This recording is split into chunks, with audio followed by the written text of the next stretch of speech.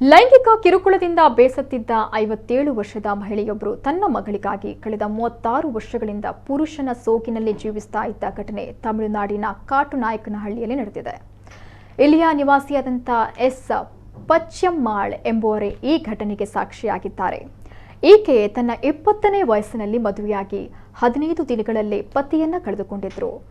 ಘಟನೆ ನಡೆದ ಕೆಲ ತಿಂಗಳಲ್ಲೇ ಹೆಣ್ಣು ಮಗುವಿಗೆ ಜನ್ಮ ನೀಡಿದ್ದ ಪಚ್ಚಮ್ಮಾಳ್ ತನ್ನ ಕುಟುಂಬದ ನಿರ್ವಹಣೆಗಾಗಿ ಕೆಲಸ ಮಾಡೋದು ಅನಿವಾರ್ಯವಾಗಿತ್ತು. ಈ ನಡುವೆ ಗ್ರಾಮಸ್ಥರ ಲೈಂಗಿಕ ಕಿರುಕುಳದಿಂದ ಬೇಸತ್ತ ಈಕೆ ಪಾರಾಗಲು ಪುರುಷನ ವೇಷ ಧರಿಸುವ ದೃಢ ನಿರ್ಧಾರವನ್ನ ಮಾಡಿದ್ರು.